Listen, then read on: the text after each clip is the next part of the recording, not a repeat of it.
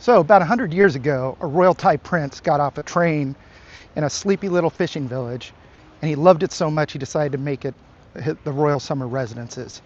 That place he named Hua Hin, which literally translates to stone head. There's a lot of people that think that is what he saw that he named it after. Anyways, Hua Hin, 100 years later, the royal family found that they loved it, and I found that I loved it too, and that's why I moved here a couple of years ago. It's become one of the most popular retirement and expat destinations in Southeast Asia. And today I want to talk to you a little bit about the realities of living here, the costs, what it takes to be here, a little talk about the visas, healthcare, and yeah, we'll go from there. You're gonna get to see what's not in the brochure, so come along.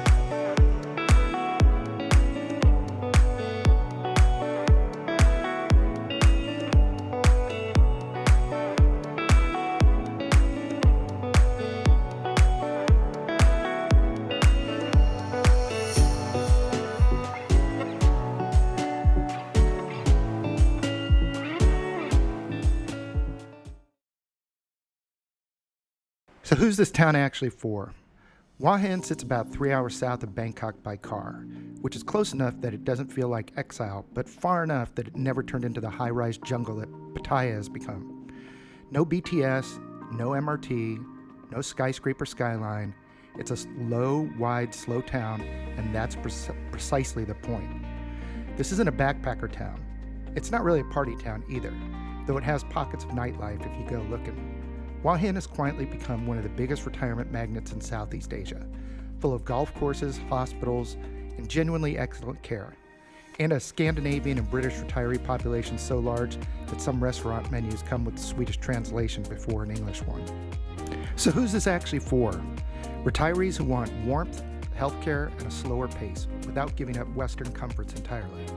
Let's talk about what that costs.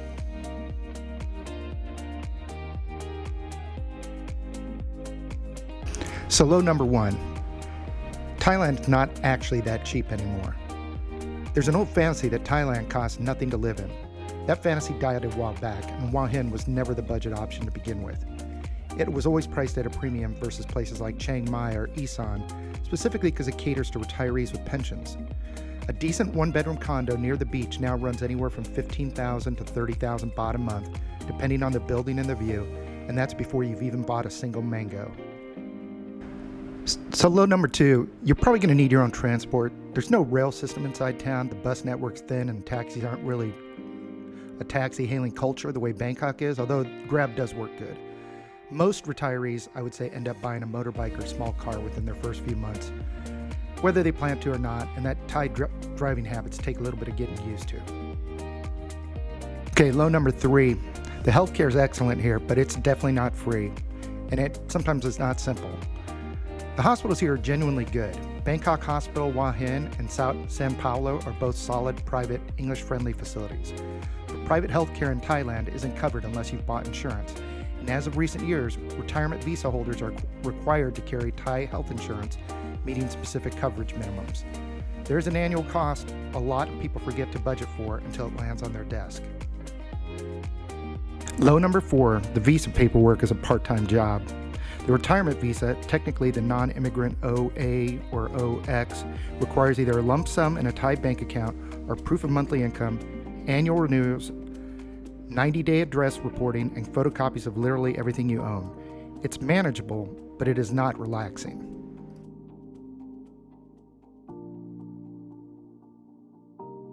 Number one, the healthcare to cost ratio is still remarkable.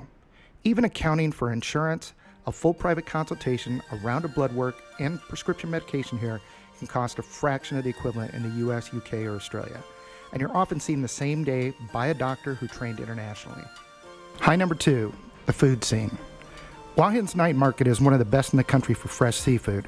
Grilled prawns the size of your palm, whole fish charred over coals, and mango sticky rice that would genuinely ruin any version you get anywhere else. A proper seafood dinner here, the kind that would run you $60 or $70 back at home, comes in at under 15 bucks. High number three, it has actual golf infrastructure. Hua Hin has more golf courses per capita than almost anywhere in Thailand. a legacy, oddly enough, of that same royal history. King Rama VII's fondness for the area helped turn this stretch of coastline into a genuine golfing destination, and green fees here are still a fraction of what retirees would pay back home.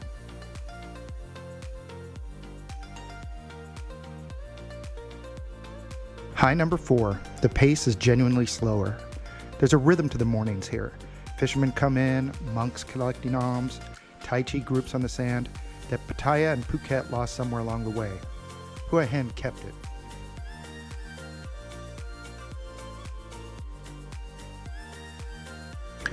High number 5, you're close enough to Bangkok to not feel cut off. 3 hours by car, less than by the new motorway extensions means big city hospitals, international flights, and actual variety are never more than a half-day trip away. That's a genuine rare balance. Resort town pace with real city on standby. Okay, so let's look at the real numbers, and this is doing it fairly cheap. Okay, let's just put down rough monthly numbers on the table for a single retiree, living reasonably, not extravagantly. This obviously is very subjective, and you can scale it up as much as you want. You probably even scale it down a little bit. But let's start with a condo rental. 1 bedroom in a decent area. You're looking at 18 to 25,000 baht. The ad I showed you earlier in the video for the place for 22,000 was the actual cost of that condo. That's an ad from July 9th, 2026. Utilities plus Wi-Fi are going to be 2,000 to 3,500 baht a month. A motorbike plus fuel, 1,500 to 2,500 baht if you buy a used motorbike. Groceries plus eating out, mixed together, 12 to 18,000 baht. Health insurance that's visa compliant. It varies wildly by age, but it's often in the 30,000 to 80,000 baht per year. And your visa admin or agent fees are probably going to be 5,000 to 15,000 baht per year for things like your visa, your driver's license, etc. Whatever else you're going to use them for. So all in, a realistic single person's monthly budget lands someplace between 40 to 55,000 baht if they're living fairly cheap. Call it 1,100 to 1,500 US dollars. Once you factor in the annual cost spread monthly. Couples obviously scale up, but not linearly, and a lot of fixed costs get shared. Now, obviously, before all the haters jump online and start throwing barbs in the comments, and there are quite a few in Hua Hin that are just grumpy old people, these are very, very rough numbers. It's just to give people an idea of what to estimate. I didn't factor in things like how much do you drink? I didn't factor in if you do a car instead of a motorbike. You can play with these numbers all you want. They're just totally for a rough estimate. So the verdict. Hua Hin isn't the cheapest place to retire in Thailand, and anybody that's telling you otherwise is either selling you a condo or living somewhere else entirely. But cheap was never really the pitch here. The pitch is a walkable, golf-friendly, medically well-equipped town with genuine good food, 3 hours from a major international hub, with a century-old reputation for being exactly what it looks like, a quiet royal beach town that happens to let the rest of us live in it too. If your version of retirement involves slower mornings, better healthcare access than a lot of Western small towns, and a seafood dinner that doesn't require a second mortgage, this is a very real option. If you need nightlife, public transit, or dirt cheap everything, you'd be happier looking elsewhere in the country. So that's Hua Hin, the good, the annoying, and the genuinely royal history behind why it exists at all.